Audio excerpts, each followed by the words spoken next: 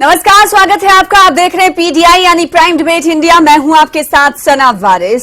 केंद्रीय गृह मंत्री अमित शाह ने आज जम्मू कश्मीर को लेकर बड़ा बयान दिया है। अमित शाह ने एएनआई को दिए इंटरव्यू में कहा कि जम्मू कश्मीर में असेंबली इंतखाबात के बाद स्टेटहुड बहाल किया जाएगा। उन्होंने कहा कि विधानसभा चुनाव के वक्त के बारे में फैसला चुनाव आयोग करेगा। स्टेटहुड की बहाली का बयान अपने आप में बड़ा है, क्योंकि एक मुकम्मल रियासत को यूटी बनाए जाने के बाद से ही स्टेटहुड की बहाली की मांग की जाती रही है।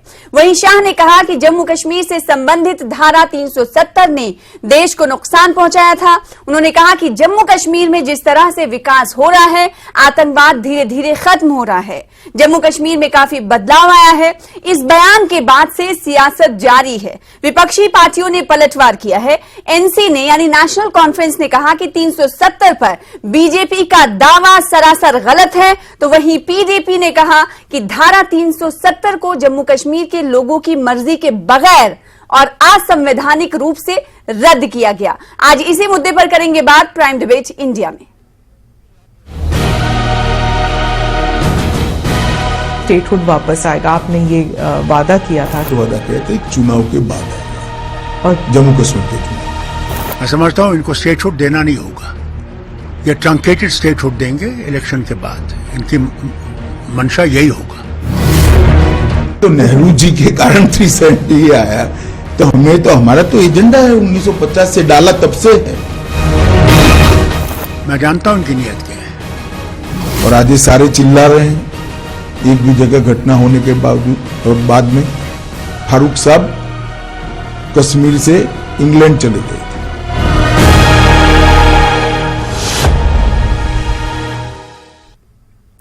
तो चुनाव के बाद जम्मू कश्मीर का स्टेटहुड वापस होगा। और इससे पहले अगर कल की बात करें तो सुप्रीम कोर्ट का एक बड़ा फैसला आया था। वो फैसला आपको बता दें कि डीलिमिटेशन कमीशन के प्रोसेस को लेकर आया था।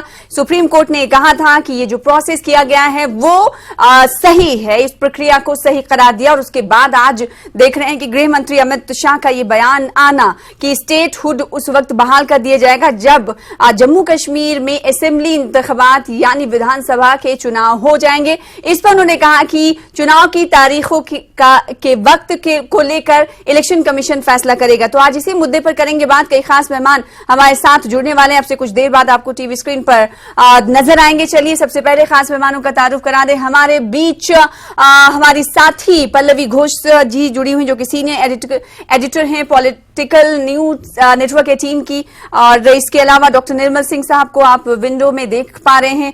एक्स डिप्टी सीएम रह चुके हैं, भारतीय जनता पार्टी को रिप्रेजेंट करते हैं। जम्मू कश्मीर में एक वक्त तक इनका शासन रहा। इसके अलावा एक और खास मेहमान आपको नजर आ रहे हैं। डॉक्टर निर्मल सिंह के अलावा रविंद्र शर्मा साहब, जो कि सीनियर लीडर हैं जम्मू कश्मीर कांग्रेस के। जम्मू कश्मीर कांग्रेस का पक्ष रखने के लिए कई डिबेट्स का हिस्सा रहे हैं। इसके अलावा एक और खास मेहमान आपको टीवी स्क्रीन पर नजर आ रहे हैं। मेंबर ऑफ पार्लियामेंट है, नेशनल कॉन्फ्रेंस को रिप्रेजेंट करते हैं, रिटायर्ड जस्टिस हसनैन मसूदी साहब। आपका भी वेलकम करते हैं। तो आप तमाम का शुक्रिया वक्त देने के लिए। सबसे पहले पल्लवी घोष जी, मैं आपसे शुरुआत ये करना चाहूंगी कि आज जो अमित शाह ने बड़ा बयान दिया जम्मू कश्मीर के स्टेटहुड को लेकर, क्योंकि जब स्टेटहुड का दर्जा जो खत्म कर दिया गया था उसके बाद से ही मांग की जाती रही थी। कल सुप्रीम कोर्ट के फैसले के बाद आज जम्मू कश्मीर को लेकर अमित शाह के इस बयान को किस तरह से देखा जाए प्रेजेंट सिनेरियो में? बहुत उन्होंने दिन भी बहुत सही चुना। आज पुलवामा के हम जानते हैं कि एनिवर्सरी है, और इस बात को लेके काफी लोगों में भी थोड़ा सा दुख भी है, थोड़ा गुस्सा भी है। और फिर ये सवाल भी उठता है कि कभी कोई सिक्योरिटी या स्टेबिलिटी जम्मू एंड कश्मीर में आ सकता है कि नहीं। और मुझे लगता है गृह मंत्री ने आज ही का दिन इसलिए सोचा, क्योंकि चुनाव ये इंटरव्यू देने के लिए, क्योंकि वो एक संदेश देना चाहते हैं। जहां तक जम्मू एंड कश्मीर के लोगों की बात करें या नेताओं की बात करें, और पूरे नेशनल लेवल पे भी नेताओं से बातचीत करें। हाल ही में आपने देखा होगा कि श्रीनगर में भारत जोड़ो यात्रा का समापन हुआ था, और मैं वहां थी, और बार वहां पे राहुल गांधी यही बात उठाते थे कि वहां पे स्टेट का दर्जा छीन लिया गया है, आर्टिकल 370 को रिवोक किया गया है, जम्मू एंड कश्मीर के लोगों को उनसे डेमोक्रेटिक हक भी छीन लिया गया है। इन सब मुद्दों पे आज गृह मंत्री ने सवाल का जवाब दिया। उन्होंने बहुत सारी बातों पे आश्वासन देने की कोशिश की। सबसे बड़ी बात जो ये है, उन्होंने यही कहा है कि चुनाव होंगे। देखिए, चुनाव होना जम्मू एंड कश्मीर, आप तो वही हैं, आप जानती हैं, उतना आसान इसलिए नहीं है क्योंकि बहुत सारे फैक्टर्स को ध्यान में रखना पड़ता है। एक तो सिक्योरिटी वाला फैक्टर है ही है, आपको पुख्ता अरेंजमेंट्स करने पड़ेंगे डिप्लॉयमेंट फोर्सेस का, इसीलिए उसी समय वहां पे चुनाव हो सकता है जब आप ये पूरा सिक्योरिटी आप दे सकते हो। दूसरी बात यह है कि हाल फिलहाल में पंचायत के चुनाव हो चुके हैं वहां पे, लेकिन लोगों को भी ये एक आश्वासन देना पड़ेगा कि आप जाइए, आप वोट दीजिए और डरने की कोई बात नहीं है। इसलिए वहां पे इलेक्शन कमीशन एक बहुत ही अहम भूमिका निभाती है। दो मुद्दों पे कहते हैं कि चुनाव लड़ा जा रहा है। एक रेवोकेशन ऑफ आर्टिकल 370, उसमें दो राय नहीं है। केंद्र सरकार का मानना है कि ये सही कदम उठाया गया था और उसके लिए वो लोग बहुत तर्क देते आए हैं। और दूसरी बात यह है कि स्टेटहुड, ये मुझे लगता है कि बहुत बड़ा न्यूज पॉइंट है और सबसे बड़ा आश्वासन है कि स्टेटहुड को वहां पे बहाल किया जाएगा एक बार जब चुनाव वहां हो जाएंगे। ठीक है, तो चुनाव होने के बाद स्टेटहुड बहाल कर दिया जाएगा, ये बातें गृह मंत्री अमित शाह की तरफ से कही गई। रविंद्र शर्मा साहब, मैं आपके पास आना चाहूंगी। कांग्रेस का आर्टिकल 370 पे रवैया हम सबको मालूम है, और आज जब गृह मंत्री अमित शाह आर्टिकल 370 के साथ साथ स्टेटहुड की बहाली की बात करते हैं, तो इस पर कांग्रेस क्या प्रतिक्रिया देना चाहेगी और क्या सोचती है आपकी पार्टी और आप? देखिए, बात यह है कि सदन में जो वादा था उससे भी मुकर गए हैं, क्योंकि कहा तो ये गया था कि जल्द वहां स्टेटहुड बहाल होगा और ये पार्लियामेंट के सदन में कहा गया। आज 3 साल से ज्यादा हो गया, 3.25 साल 3.5 साल होने वाले हैं, 3.5 साल के करीब, और अब शर्त ये आगे कि चुनाव होंगे और फिर स्टेटहुड बहाल होगी। और ये तो उस वक्त नहीं कहा था। और वैसे भी पूछा जाए कि स्टेट क्या क्या कसूर था और स्टेट को तोड़ने का फायदा और लाभ क्या मिला। ना तो आतंकवाद, वैसे भी आपने 370 तोड़ा, जिस तरह से तोड़ा, असंवैधानिक तोड़ा। हमारा तो ये मानना है कि आपने लोगों का विश्वास तोड़ा, और उसका फायदा लाभ बता दें कि क्या आतंकवाद की कमर टूट गई, क्या वो चीजें जो हासिल करना चाहते वो हो गई। आज आम आदमी जो है, जो जहाँ पे एलजी एडमिनिस्ट्रेशन है, जो ब्यूरोक्रेटिक निजाम है, उससे तंग है। हर आदमी को जो है वो कोई ना कोई प्रशासनिक परेशानी जो है वो है। आम आदमी की बात अगर करें, एविक्शन ड्राइव है, गरीब और किसान लोग जो है सड़कों पे हैं, बहुत सी और समस्या है। लेकिन पहली बात तो यह है कि उससे हासिल क्या हुआ, रोजगार मिला। रोजगार के प्राइवेट सेक्टर यहाँ पे खुला, कितनी इंडस्ट्री यहाँ लग गई। इन्वेस्टमेंट के आंकड़े आप गिनाते हैं, लेकिन वो बताइए कि कितनी इन्वेस्टमेंट, कितनी इंडस्ट्रीज जहाँ लग गई। और हमें तो आंकड़ा यह है कि 66% इंडस्ट्रीज बंद हुई, सिक पड़ी है, और आप रिवाइव तो नहीं कर सके। और सबसे बड़ी बात यह है कि स्टेटहुड, जब गवर्नर रूल है, जो लेफ्टिनेंट गवर्नर है, उससे एक लोगों की इंसल्ट की गई। आपने कश्मीर को तो सजा दी थी, जम्मू को भी सजा दी, जिन्होंने आपको जिताया, चुनाया, इतना बड़ा मैंडेट दिया। आज जम्मू में लोग बादशाह से पूछते हैं, और वक्त आएगा तो पूछेंगे कि क्या वजह थी कि आप डोगरा रियासत, एक ऐतिहासिक रियासत जिसकी 200 साल की इतिहास एक रियासत थी, उसकी आइडेंटिटी खत्म कर दी। यूटी से स्टेट बनती आई, लेकिन स्टेट से यूटी को बनाया। इसलिए स्टेटहुड पे इतना अड़चन क्यों, इतनी शर्तें क्यों? स्टेटहुड दीजिए, स्टेट असेंबली का इलेक्शन करिए। और तो अब तो शायद इशारे दे रहे हैं गृह मंत्री अमित शाह, तो क्या लगता है कि इसमें अभी और देरी होगी कांग्रेस को? ये इस तरह के इशारे हमने कई बार सुने हैं। ठीक है, और ठीक, एक और खास मेहमान हमारे बीच मौजूद है जिनका तारुफ करा दे जरूरी है। मोहम्मद यूसुफ तारिगामी साहब, आपका भी इंतजार हो रहा था, सीपीआईएम से आपका ताल्लुक है, सीनियर लीडर हैं और प्रखर होकर अपनी बातें रखते हैं। आपका बहुत शुक्रिया न्यूज 18 JKLH को वक्त देने के लिए। आपके पास मैं आऊंगी। इस बीच हसनैन मसूदी साहब हमारे साथ जुड़े हुए हैं। हसनैन साहब, आज अमित शाह के इस बयान पर एनसी ने भी प्रतिक्रिया दी है, आप क्या रखना चाहेंगे पार्टी का पक्ष यहाँ पर? देखिए, जो डाउनग्रेड की गई रियासत, जो 2 हिस्से किए गए, वो आईन उसकी इजाजत नहीं देता था। ये बिल्कुल एक रोज अव्वल ही गैर आईनी कदम था। और अब अगर आप चाहते हैं कि इस गैर आईनी कदम को आप अंडू करो, तो उसके लिए इसका भी फैसला मौखर नहीं होना चाहिए, मशरूत नहीं होना चाहिए। फौरन ही आपको अंडू करना चाहिए, जो कि जिसकी आईन इजाजत नहीं देता था। और दूसरी बात है, उसी से तशफ़ी नहीं होगी। हाँ। देखिए, अगर आप चाहते हैं कि रियासत में एक पायदार अमन हो, तो उसके साथ साथ आपको 5 अगस्त के फैसले मनसूख करके 4 अगस्त की पोजीशन बहाल करनी होगी। अगर वाकई तौर पर, क्योंकि अभी ये जो 4 साल का अरसा हो गुजरा, इसने जो भी गिनाए गए थे, जो फायदे गिनाए गए थे और जो इसका पसमंजर गिनाया गया था, हमने जो वाक़ात हैं 4 साल के, जो गैर यकीनत है, बेइत्मीनानी है, वो वहीं पर मौजूद है। जो तशद्दुद है वो वहीं पर मौजूद है। और आज आपको तशद्दुद के लिए आपको जो हमारे सिक्योरिटी फोर्स है उसके बाहर जाना पड़ा ताकि अमन कायम रखा जाए। तो बात यह है कि कोई चीज हासिल नहीं हुई और आप अब रेस्टोरेशन को करेंगे मशरूत या मौखर करेंगे कि निजी इलेक्शन के साथ, वो तो है ही नहीं, क्योंकि बुनियादी तौर पर एक गैर आईनी कदम था। आर्टिकल 3 जो है कॉन्स्टिट्यूशन का वो इजाजत नहीं दिया जाता है, देता है कि किसी रियासत को डाउनग्रेड करके उसके 2 हिस्से किए जाए और यूटीज बनाए जाए। अब देखिए यहाँ की हालत देखिए, लद्दाख में आजकल आम ये बात कही जा रही है कि हम 5 अगस्त से पहले जो पोजीशन हमारी थी वो बेहतर थी। जम्मू में भी वही मुतालबा किया जा रहा है और कश्मीर में भी वही। और जहां तक नौकरियों का सिलसिला सवाल है, जहां तक जमीन पर हुकूक का सवाल है, उस पर तो हर एक जो भी तीनों यहाँ के हिस्से हैं, लद्दाख और जम्मू और कश्मीर, हर जगह वही बात दोहराई जाती है कि जो हमें आईन के तहत जो हमें जमानतें दी गई थी उन जमानतों का पास किया जाए और वो रिस्टोर किए जाए। तो मैं समझता हूं कि जो होम मिनिस्टर साहब ने कहा कि इलेक्शन के साथ मौखर करने की बात या उसके साथ मशरूत करने की बात की, वो सही नहीं है, बल्कि ये एक गैर आईनी कदम रोज अव्वल ही था। इसको मनसूख कीजिए और उतना ही नहीं, अगर आप चाहते हैं वाकई तौर पर पायदान, तो इसमें शर्माने की कोई बात नहीं। आप ये मान लीजिए और आप इसका एतराफ कीजिए कि कुछ हासिल नहीं हुआ ये 4 साल में, और आप जो जहां यहाँ की जो आईनी खुसूसी पोजीशन थी वो बाहर कीजिए। यहाँ के जो अवाम के, जम्मू के, कश्मीर के, लद्दाख के जो हुकूक थे वो बहाल कीजिए। अगर आप मैं लौटूंगी यास्मीन मसूदी साहब, अगर आप इनर लाइन पर मणिपुर को दे रहे हैं तो क्या वजह आप जम्मू कश्मीर को के बारे में ये फैसला मौखर कर रहे हैं? ठीक है, तारिगामी साहब का रुख कर लेते हैं। मोहम्मद यूसुफ तारिगामी साहब, आप क्या कुछ कहना चाहेंगे स्टेट हुड को लेकर? सीपीआईएम और आप खुद बात करते रहे हैं, पीडीपी बात करती रही है, एनसी बात करती रही है। आज जब ये इशारे दे दिए हैं कि जम्मू कश्मीर में स्टेट हुड की बहाली उस वक्त होगी जब जम्मू कश्मीर में विधानसभा के असेंबली इंतखाबात हो जाएंगे। पहले मैं हैरान हूं आपने किस सवाल को लेकर आज बहस छेड़ी है अपने चैनल पर। क्या कोई बड़ी वजह है? क्या कोई बड़ा ऐलान हुआ है सरकार की तरफ से? शाह साहब तो ये मेरे ख्याल में बार बार कह चुके हैं और कम से कम मेरे लिए और हमारे आवाम के लिए नया कुछ नहीं।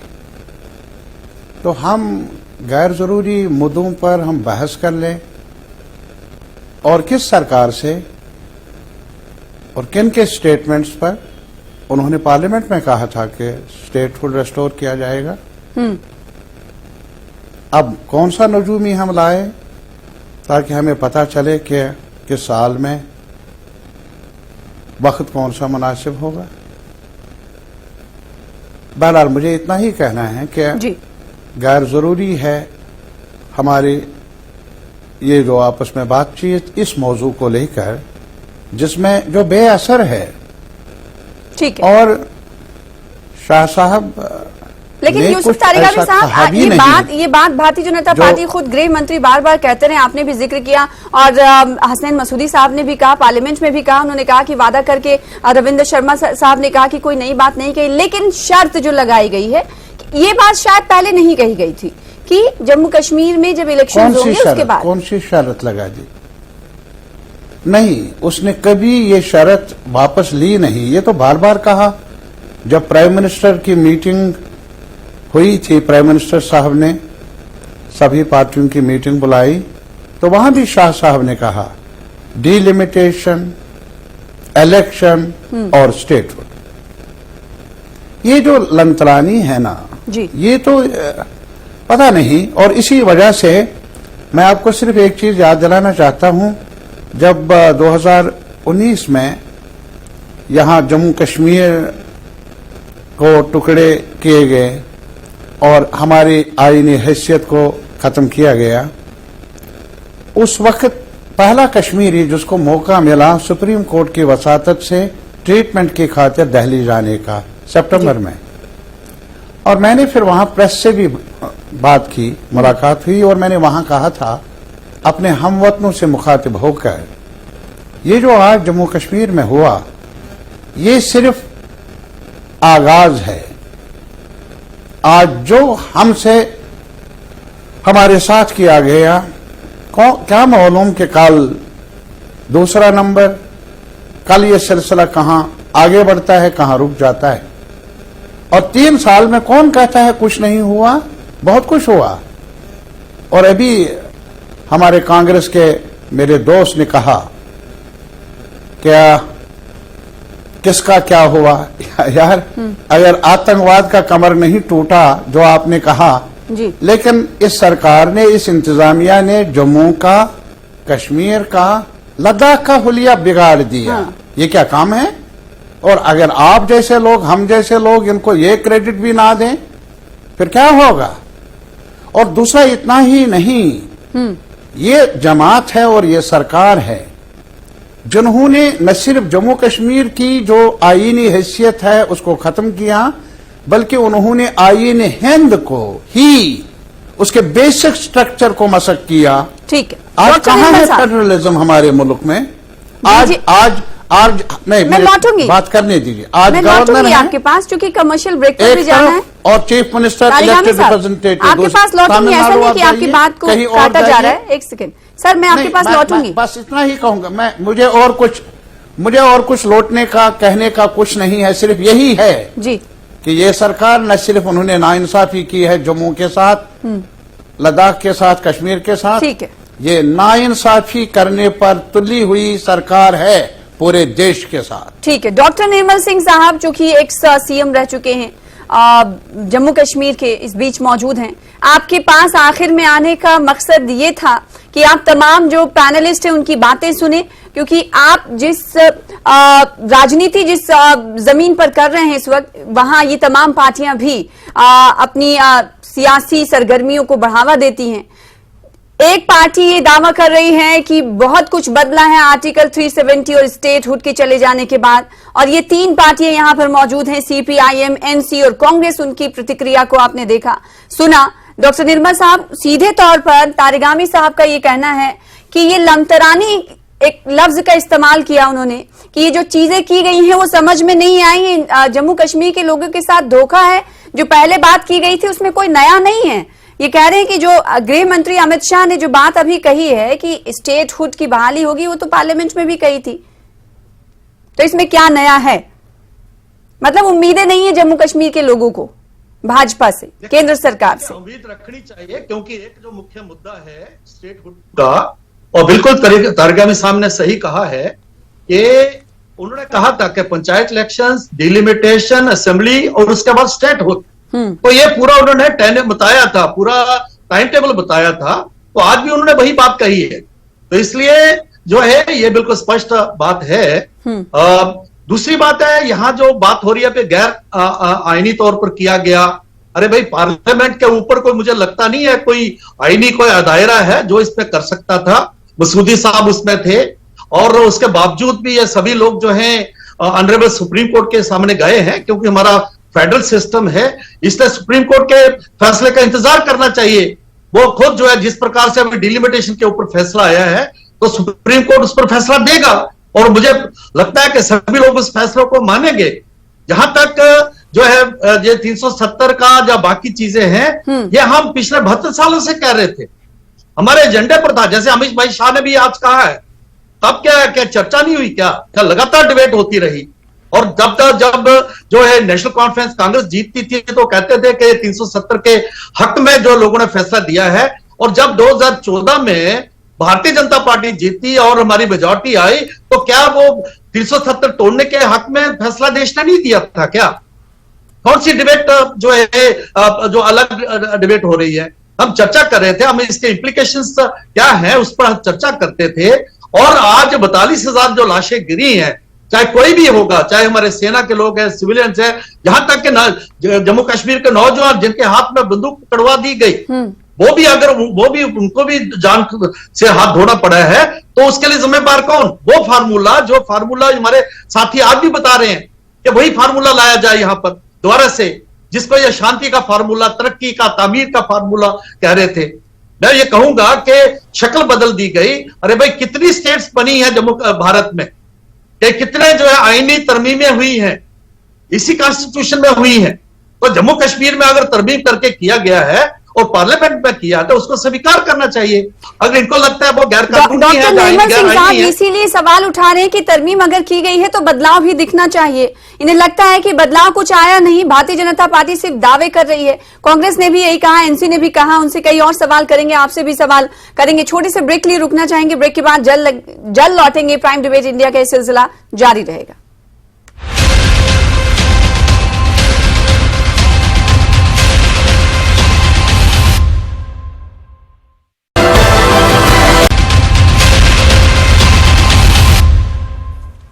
ब्रेक के बाद एक बार फिर से आपका स्वागत करते हैं। आप देख रहे हैं प्राइम डिबेट इंडिया के खास मेहमान हमारे साथ मौजूद हैं, क्योंकि आज फिर गृह मंत्री अमित शाह ने जम्मू कश्मीर को लेकर बयान दिया है। वो ये कि स्टेटहुड की बहाली की जाएगी जब जम्मू कश्मीर को रियासत का दर्जा उसे दे दिया जाएगा फिर से।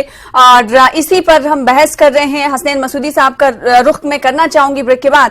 हसनैन मसूदी साहब, क्योंकि अमित शाह जी ने जो बयान दिया है, गृह मंत्री अमित शाह ने, कि अब स्टेटहुड की बहाली उस वक्त होगी जब जिस पर हम चर्चा कर रहे हैं, तो क्या ये जब पहली बार ये बात नहीं है, बार बार ये बात गृह मंत्री अमित शाह के जरिए कही गई है, तो अभी इस वक्त जम्मू कश्मीर के परिप्रेक्ष्य में इस बात के कहने के पीछे का मकसद आपको क्या लगता है?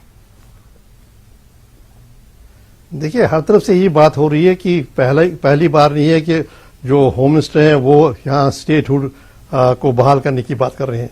हाँ। तो कई बार वो बातें की गई है, और बात ये है कि मेरा ये मौक़िफ़ है कि ये स्टेट के जो 2 हिस्से किए गए वो डाउनग्रेड किया गया, आईन इसकी इजाजत देता ही नहीं है। ये पहले से ही एक गैर आईनी कदम है, और इस गैर आईनी कदम पर फैसले को मौखर नहीं करना चाहिए, मशरूत नहीं करना चाहिए।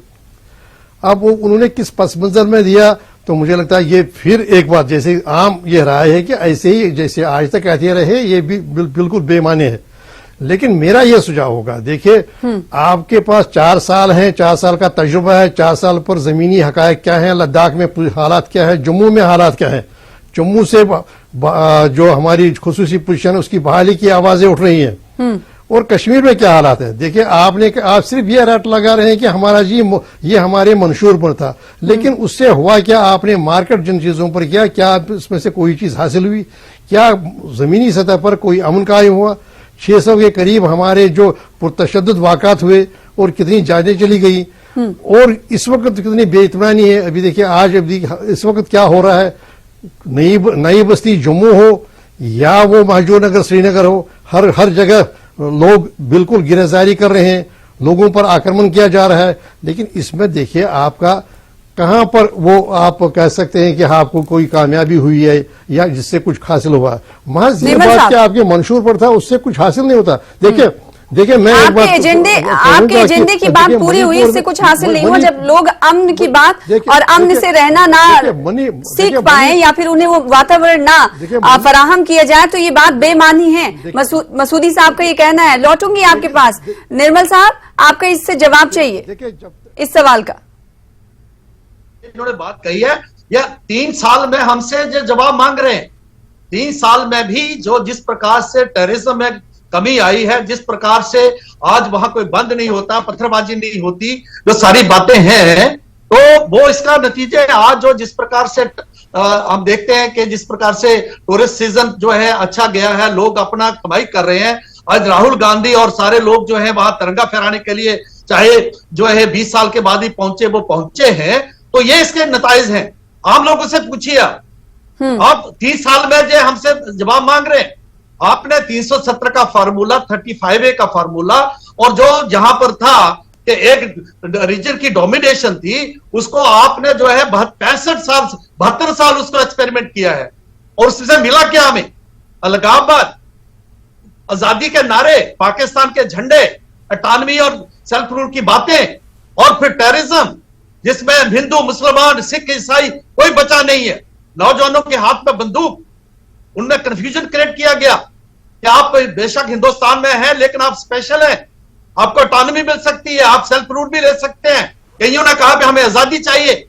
तो ये सारी बातें थी। आज उस प्रकार की भाषा कोई नहीं बोल रहा है, कुछ लोग जरूर गिने चुने बोल रहे हैं। तो ये 3 साल का जो इसका नतीजा ये है ठीक है, ये 3 और साल हम की जो है- उपलब्धियां गिनवा रहे हैं मोहम्मद यूसुफ तारिगामी साहब। जो बातें आपने कही इस लिस्ट में वो तमाम बातें थी नहीं। ये कह रहे कि पत्थरबाजी अब नहीं हो रही, अब मिलिटेंसी का सफाया धीरे धीरे हो रहा है, कम हो रही हैं आतंकवादी घटनाएं।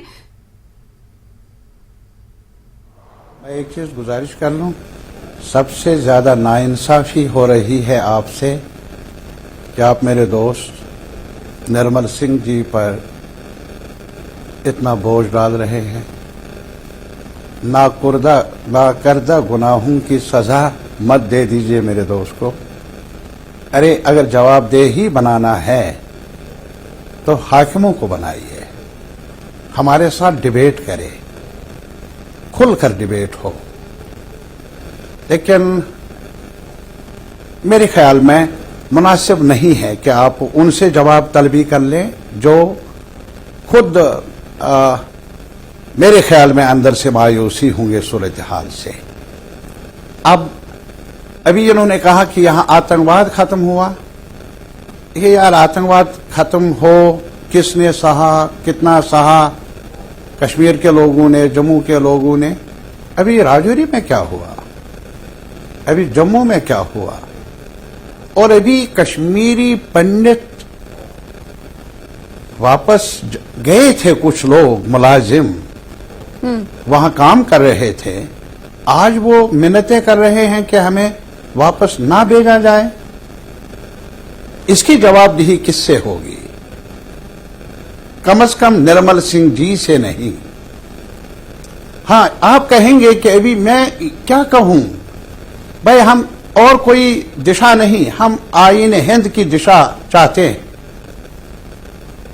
अरे तकसीम हुई रियासतें यूपी, बिहार, आंध्रा, लेकिन वहां कॉन्स्टिट्यूशनल प्रोविजंस के मुताबिक रेफर हुआ पब्लिक ओपिनियन हासिल करने के लिए, डिबेट डिस्कशन करने के लिए। क्या ये सही नहीं कि यहां 370 का खात्मा, स्टेटहुड का खात्मा, डिवीजन का, अरे इंटरनेट बंद किया, टेलीफोन लाइनें कट गई, ये भी हमें मालूम नहीं कि पार्लियामेंट में क्या हो रहा है। और निर्मल सिंह जी, एक और चीज बताऊंगा, पार्लियामेंट से पहले मेरी असेंबली मेरे बारे में कुछ कहना चाहती है कि कोई भी असेंबली, फेडरल स्ट्रक्चर इसी के मानी है कि जहां पार्लियामेंट का हद इख्तियार है वहां असेंबलियां भी मजाज है। आप असेंबली एकतरफा छोड़कर एक गवर्नर को 2018 तक असेंबली थी, बैक जमिश कलम उसका खात्मा हुआ और गवर्नर जो नॉमिनी है मरकजी सरकार का, उसे नुमाइंदा बना दिया जम्मू का, कश्मीर का, लद्दाख का, जिसका एड्रेस भी हमें मालूम नहीं है। क्या ये नाइंसाफी नहीं? क्या ये आईन की, कॉन्स्टिट्यूशन की तौहीन नहीं? और दूसरा, अगर आप इनको ये कहेंगे आपने किया कुछ नहीं, गलत है सरकार से कि सरकार ने किया कुछ नहीं। क्यों नहीं किया? अब हम ठेकेदार जो है ना यहां माइनिंग के, वो भी बाहर से ला रहे हैं। अरे साहब, यहां जो हम रिटेल शॉपकीपर्स हमारे दाएं बाएं गांधीनगर में और जगहों पर हैं जी, उनसे पूछ लीजिए। अरे साहब, ये भी नहीं, आप ये जरा पूछ लीजिए इनसे कि जो आज तक हमें नहीं हुआ वो आज हो रहा है बुलडोजर के जरिए। और सिर्फ हमें दुख है, अगर 370 को हटाने का आपके एजेंडे में दर्ज था, ये बुलडोजर भी रखना था उधर की, बुलडोजर भी बीजेपी का एजेंडा है, हमें दुख नहीं होगा। निर्मल जी को क्यों आप, वो मेरे दोस्त हैं, नहीं निर्मल जी इसलिए क्योंकि इस वक्त वो भारतीय जनता पार्टी को रिप्रेजेंट कर रहे हैं। भले ही यूसुफ साहब आपके ये दोस्त हैं, आप इनके साथ चाय पिए होंगे, लेकिन वो यहाँ पर जिस पार्टी को रिप्रेजेंट कर रहे हैं, जिस पार्टी को लेकर बातें कर रहे हैं, वो अपने पार्टी लाइन से जुड़ी हुई बातें कर रहे हैं। रविंद्र शर्मा साहब, मैं आपसे भी इस पर प्रतिक्रिया लूंगी कि जो चीजें केंद्र सरकार की तरफ से हटाई गई, अगर उसी चीज को लाने की बातें दोबारा से की जा रही हैं, आपका ये मानना है कि ये तमाम चीजें सही नहीं थी, कई पार्टियों का ये मानना है कि जो कुछ किया गया वो अच्छा नहीं था, बीजेपी ये मान रही है कि बहुत उपलब्धियां हमें हासिल हुई हैं। तो अब इन सब के बीच अगर कहा जा रहा है कि स्टेटहुड की बहाली एक बार फिर से की जाएगी, तो इससे क्या जम्मू कश्मीर के विपक्षी नेताओं के अंदर कुछ उम्मीद जागती है? रविंद्र शर्मा जी, देखिए, बात यह है कि थोड़ी सी राहत मिलती। सबसे बड़ी बात यह है कि जब भी वो इस बयान सवाल देते का हैं जवाब मैं आपसे लूंगी, कमर्शियल ब्रेक के लिए रुकना पड़ रहा है रविंद्र शर्मा साहब, माफी के साथ छोटे से ब्रेक के बाद जल्द लौटूंगी।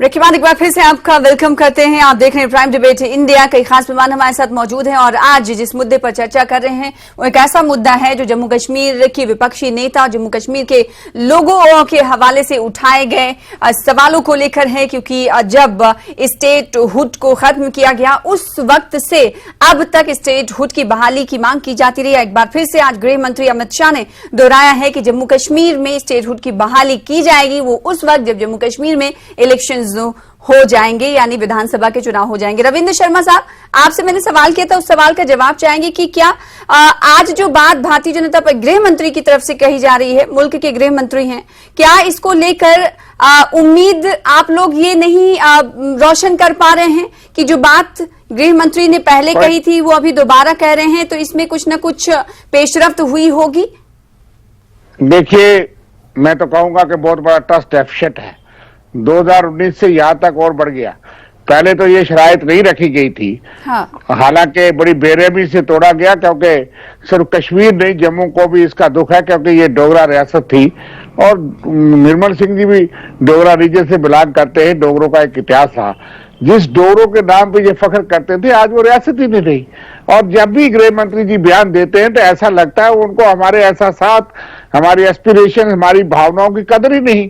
वो हर बार नई शर्त और कहते हैं जैसे खैरात देना है। भाई, स्टेटहुड का मुद्दा क्या इन्होंने रखा था?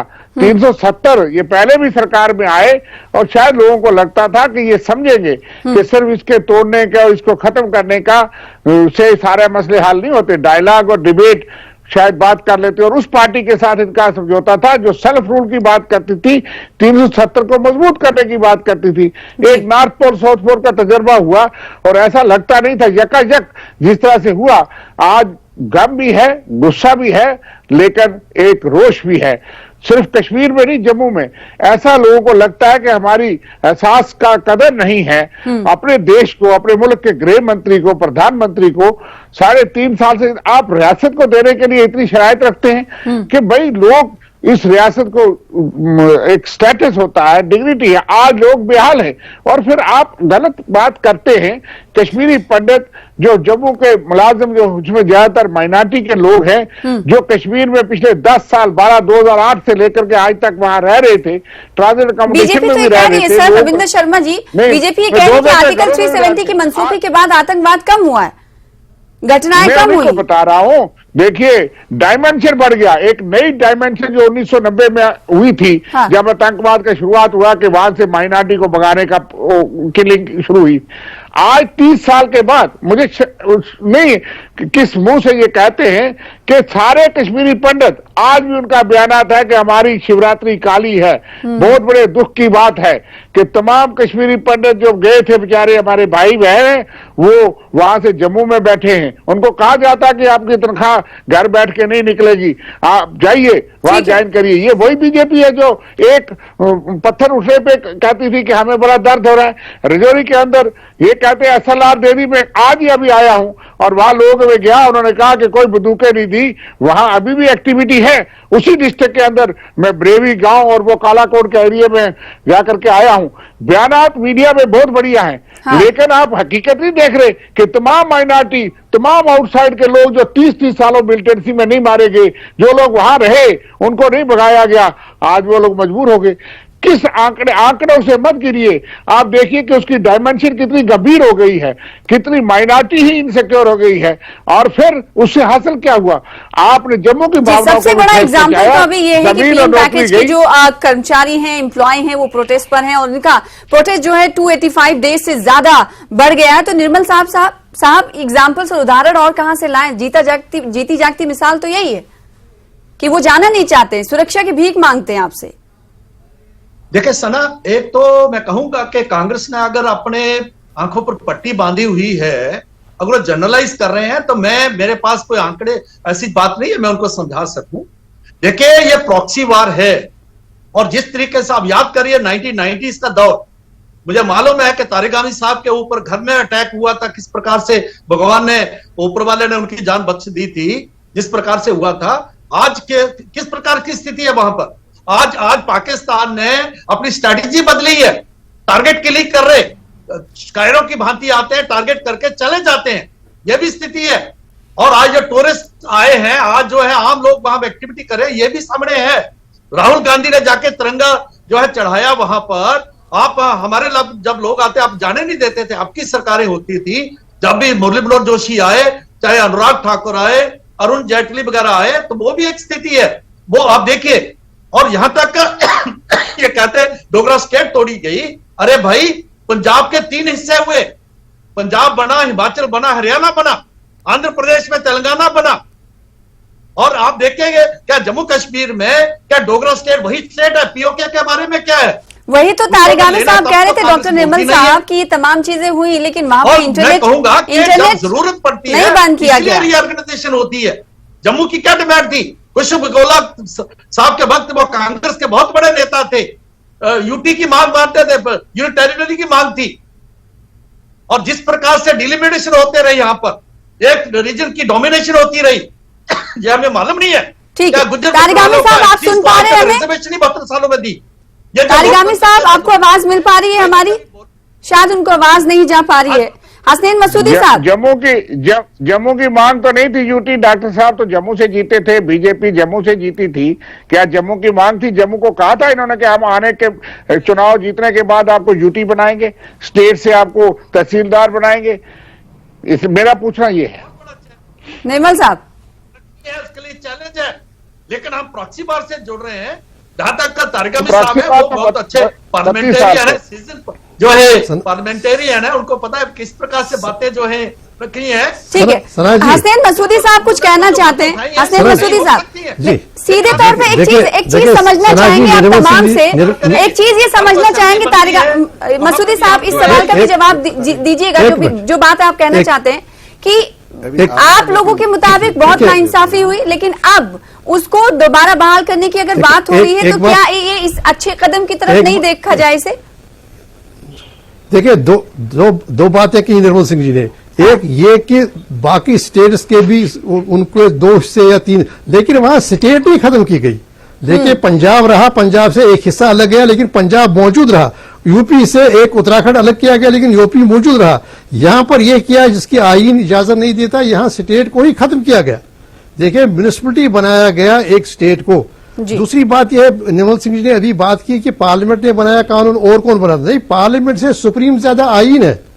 देखिए, आईन की कसौटी पर ही परखते हैं पार्लियामेंट का हर एक फैसला, और आईन का दफा 3 इजाजत नहीं देता है किसी स्टेट को डाउनग्रेड करने का। और इसको बिल्कुल ही, क्योंकि ये यूनियन ऑफ स्टेट्स है, भारत जो है ये यूनियन ऑफ स्टेट्स है, एक फेडरलिज्म है। जैसे तारिक आमिर साहब ने कहा, आप एक स्टेट को बिल्कुल ही खत्म नहीं कर सकते हैं। वो बात। दूसरी बात यह है कि आप अपनी उपलब्धियां जो है वो गिनवा रहे हैं, लेकिन देखिए, जब आप टारगेट किलिंग की बात खुद कर रहे हैं निर्मल सिंह जी, तो एक नया डायमेंशन आ गया ना। बात यह है कि जो हासिल कुछ नहीं हुआ, बल्कि जम्मू में, अब देखिए, लद्दाख में भी बैठे थे, इस भूख हड़ताल पर बैठे थे, सब जीरो टेम्परेचर में, वहां के जो एक्टिविस्ट हैं 10 दिन तक। जी, लद्दाख कह रहा है कि हम पहले ही ठीक थे, जो 5 अगस्त 2019 से पहले। जम्मू से आवाज आ रही है कि जम्मू का लैंड राइटर चले गए, हमारी नौकरियां चली गई, हम बेहतर थे उससे पहले।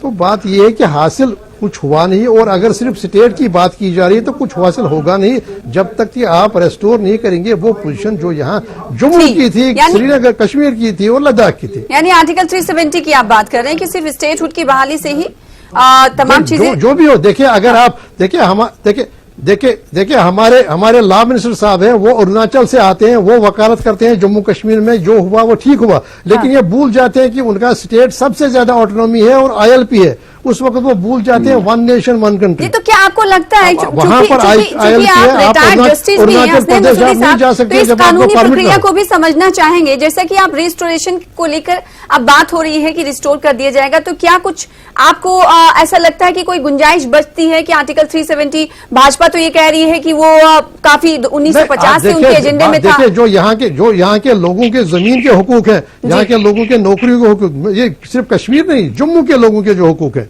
लद्दाख के लोगों के हुकूक क्यों नहीं हो सकता? देखिए क्योंकि जब जो आपने किया वो सारा गैर आईनी था, और उस पर अगर गैर आईनी नहीं होता तो सुप्रीम कोर्ट उसको समाअत के लिए मंजूर नहीं करता, आईनी बेंच को नहीं भेजता, पांच जजों की बेंच को। और आज भी कहा, जब कल का फैसला आ गया सना जी, तो उस वक्त सुप्रीम कोर्ट ने कहा कि इसको न समझाया जाए कि इसको अप्रूवल हमने दिया रिऑर्गेनाइजेशन एक्ट को, बल्कि वो एक और बेंच के सामने मौजूद है मामला, और वही बेंच उस पर फैसला देगा। तो ये जो प्रोसेस है उस कानूनी दांवपेच की तरफ आप इशारे कर रहे हैं। मोहम्मद यूसुफ तारेगामी साहब, आप डॉक्टर निर्मल साहब को दोस्त मान रहे हैं, यही दोस्त कुछ देर पहले ये कह रहे थे कि 90s का दौर भी याद करना चाहिए, आतंकवाद में जब घिरा था जम्मू कश्मीर, सीधे तौर पर उन्होंने आपका एक जिक्र किया, एग्जाम्पल दिया, मिसाल दी कि एक ऐसा वक्त था कि जब आप पर भी हमला हुआ था, उसका भी जिक्र किया, जरा उस बात को भी बताइएगा। और जो निर्मल सिंह साहब ये कह रहे हैं कि टूरिज्म में बढ़ावा हुआ है, बीजेपी ये कह रही है कि पर्यटक पहले नहीं आते थे, भारी तादाद में आ रहे हैं, तो इसलिए क्या ये मान रहे हैं आप कि जम्मू कश्मीर में जल्द से जल्द चुनाव अब हो जाएंगे? क्योंकि जब इस तरह से इशारे बार बार मिल रहे हैं, डिलिमिटेशन प्रक्रिया को सुप्रीम कोर्ट की तरफ से सही करार दे दिया गया है। मैं एक गुजारिश कर लूं? बिल्कुल, जरूर। वो ये कि आप निर्मल सिंह जी साहब से इम्तिहान क्यों ले रही हैं, और जो किताब इन्होंने पढ़ी नहीं उस बारे में इम्तिहान देने के लिए कहा जाए, मुनासिब नहीं है। मैं सिर्फ एक ही सवाल इनसे पूछ लूंगा, जम्मू कश्मीर लद्दाख एक तारीखी हैसियत रखने वाली रियासत, और जिसे डोगरा रियासत के नाम से अब भी जाना जाता है, महाराजा हरि सिंह साहब ने एक्सेशन के इंस्ट्रूमेंट पर दस्तखत किए,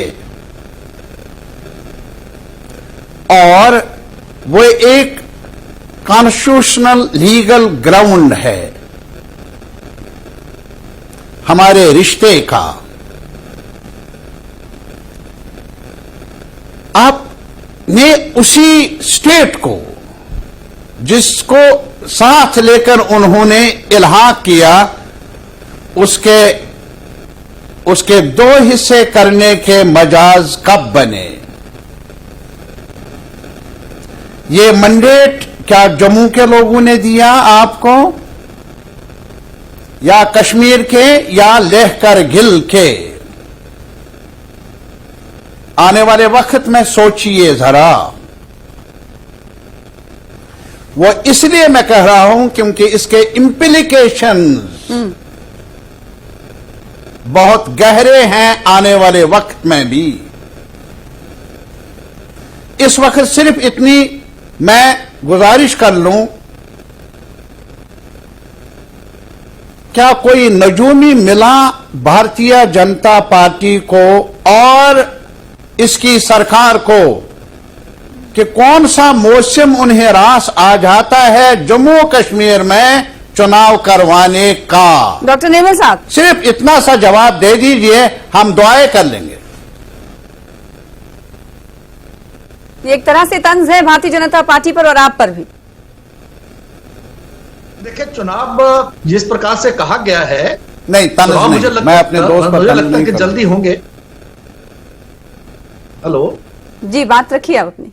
हाँ बिल्कुल, देखिए चुनाव होंगे, जिस प्रकार का सीक्वेंस बताया गया था टाइम टेबल बताया गया था कि डिलिमिटेशन के बाद चुनाव होंगे, तो मुझे लगता है कि हमें जो विश्वास करना चाहिए कि जल्दी चुनाव होंगे, तो इसके लिए मतलब क्या तैयारी बात हमें करनी चाहिए। एक होम मिनिस्ट्री को, चूंकि आप केंद्र में है आपकी पार्टी, तो क्या लगता है कि अभी माहौल वातावरण ऐसा इन्वायरमेंट है कि चुनाव कराया जा सकता है?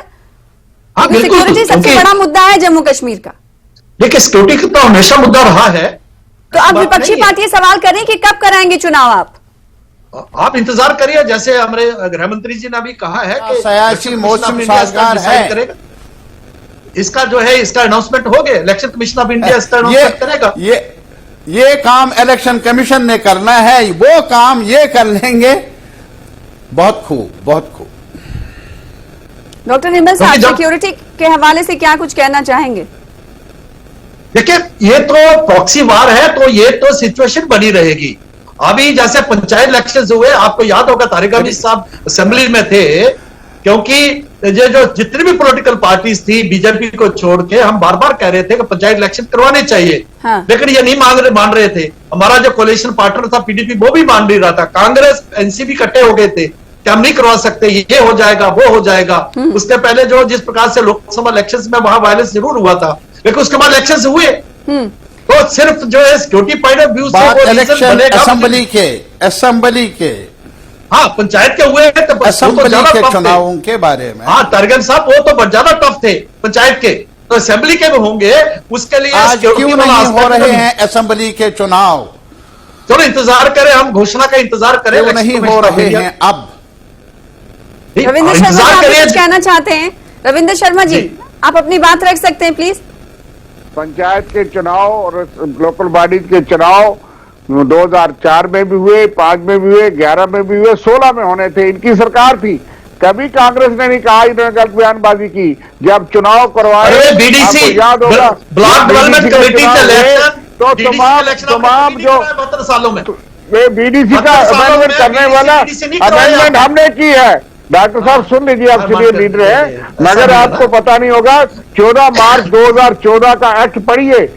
ये तमाम अमेंडमेंट जो है वो मेरे हाथों लिखी है, कांग्रेस पार्टी ने दिया था 73rd, 74th और नेशनल जो कांग्रेस मुझे claim करे, आपने नहीं करवाए 72 सालों में। बीडीसी। नहीं सुनिए करवाए। सुनिए, पढ़िए कानून आप पढ़े लिखे हैं थोड़ा सा, नहीं, कानून कानून पढ़िए। क्या? कानून को लेके नहीं हुए। 2014 मार्च में अमेंडमेंट हुई नहीं किया। और चुनाव नहीं हो किया। उसके बाद होने थे, लेकिन आपने अंदर बंद करके लोगों को बीडीसी के चुनाव कराए।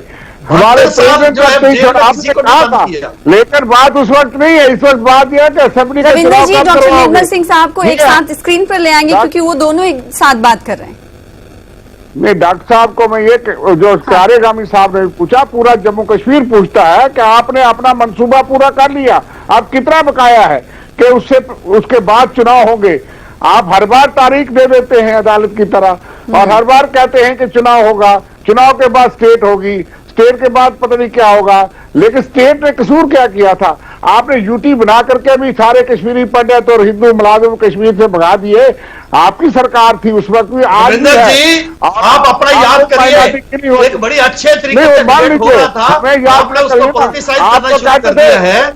आपके जमाने में क्या हुआ है, दुनिया जानती है सवाल सब करे कुछ। तो ये आप जिम्मेवार है जम्मू सवाल कश्मीर करे के तो हालात हालात को। पॉलिटिसाइज आप होगा। जिम्मेवार भाई है, हालात आपकी खराब कांग्रेस है, जिम्मेवार है। आपसे पूछा जाए, जिससे आप तो दबे जम्मू पड़ते थे। कश्मीर के साथ जो खिलवाड़ हुआ है, ये कांग्रेस जिम्मेवार है इसके लिए।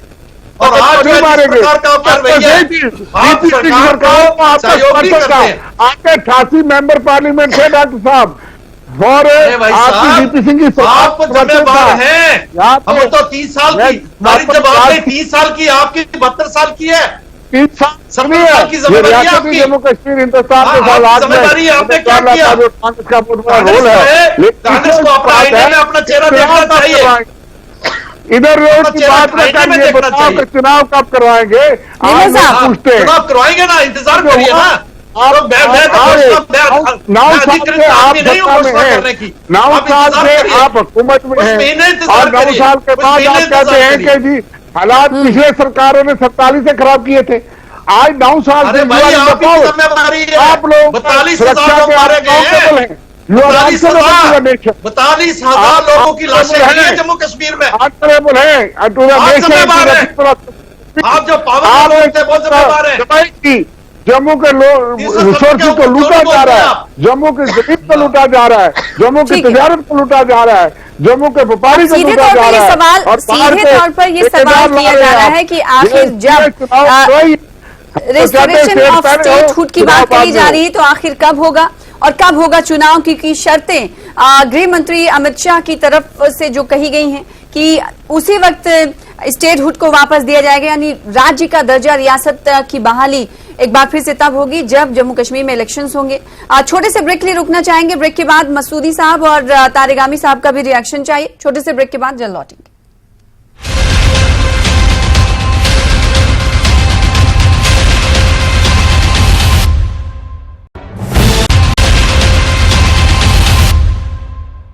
ब्रेक के बाद एक बार फिर से आपका स्वागत करते हैं। बगैर वक्त जाया किए हुए मेहमानों का रुख कर लेते हैं। मसूदी साहब हमारे साथ जुड़े हुए, तारिगामी साहब भी जुड़े हुए। मसूदी साहब, नजूमी की बात, ज्योतिषी की बात कह रहे थे, अभी ये कह रहे हैं कि इंतखाबात होंगे, जल्द होंगे, ऐलान भी होगा और ये काम तो इलेक्शन कमीशन करेगा।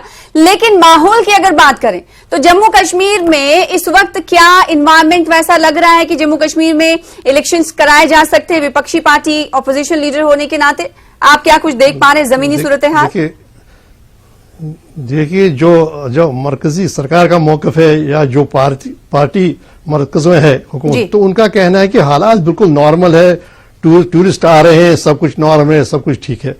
दूसरी बात यह है कि देखिए, बुनियादी बात मैंने जैसे पहले भी गुजारिश की कि ये जो 5 अगस्त 2019 के फैसले थे, ये सब दोनों आईन के दोनों फैसले, विभाजन का भी और 370 का भी आईन के खिलाफ थे।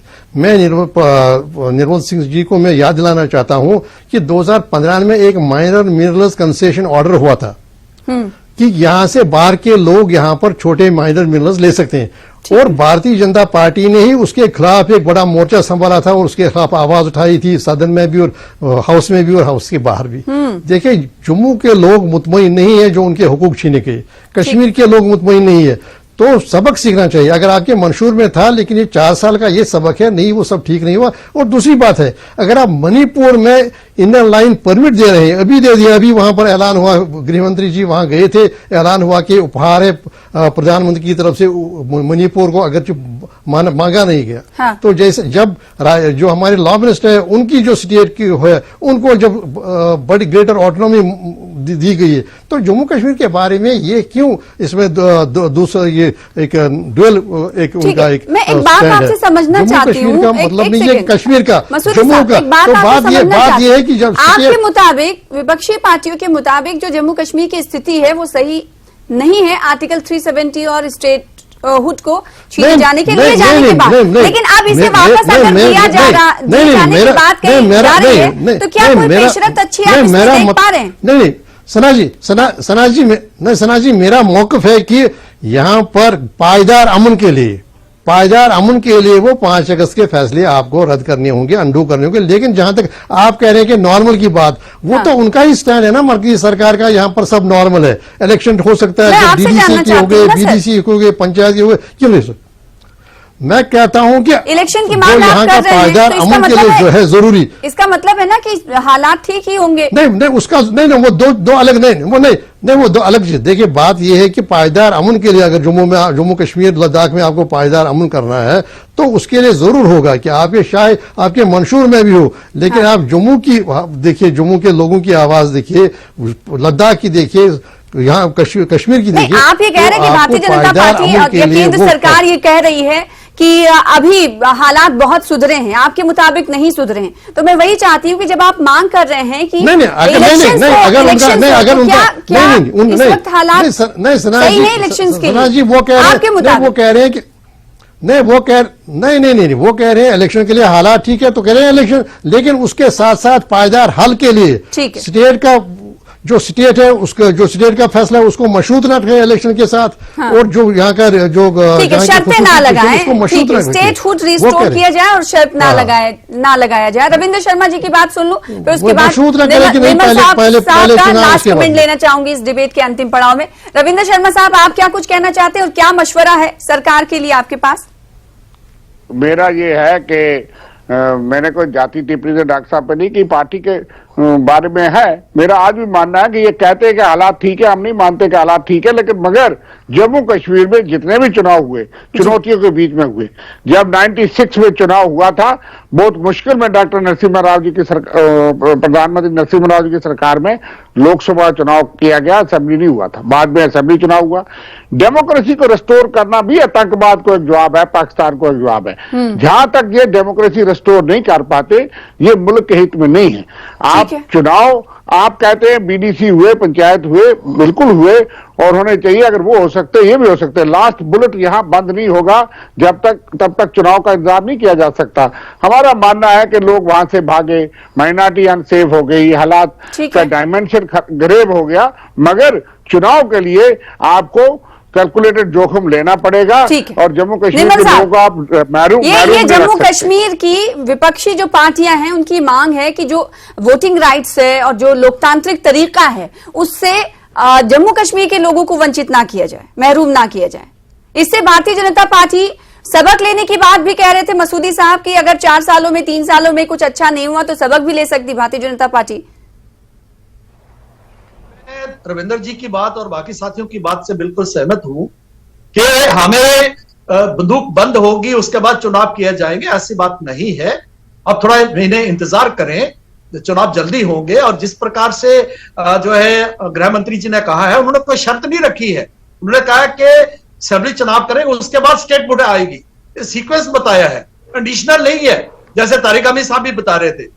जहां तक मसूदी साहब ने जो बात कही है, कहना है कि कंडीशन नहीं है, ये सीक्वेंस है, एक के बाद एक चीजें की जाएंगी जम्मू कश्मीर के लिए। भारतीय जनता पार्टी ने इस नोट पर विपक्षी पार्टी को जवाब देने की कोशिश की है। एक बात और मसूदी साहब को मैं कहूंगा, मसूदी साहब को कहूंगा, मसूदी साहब आपने एक एक्सपेरिमेंट जो किया 370 का 72 साल किया, और कुछ साल जो है इसका इंतजार करें, इस दूसरे एक्सपेरिमेंट को देख ले। 2-3 साल में तो आप जवाब नहीं मांग सकते ना। ठीक है, तो सरकार का ये कहना है कि 3 से 4 सालों में जवाब विपक्षी पार्टियां जो मांग रही है वो नहीं मांगना चाहिए, लेकिन विपक्षी पार्टियों का ये कहना है कि अगर 3 से 4 साल में हालात बेहतर नहीं हुए हैं तो सरकार को सबक सीखने की जरूरत है और इलेक्शन जम्मू कश्मीर में जल्द से जल्द कराए जाए। इसके लिए सिक्योरिटी और अमन का माहौल सरकार को, केंद्र सरकार को, मरकजी सरकार को बनाना होगा और उसके बाद election commission of India election की तारीखों का ऐलान करेगी। बहुत शुक्रिया आप तमाम मेहमानों का हमारे साथ जुड़ने के लिए और ये 1 घंटे का वक्त देने के लिए, इस मुद्दे पर चर्चा करने के लिए। फिलहाल इसी के साथ आज की प्राइम डिबेट ऑफ इंडिया में इतना ही।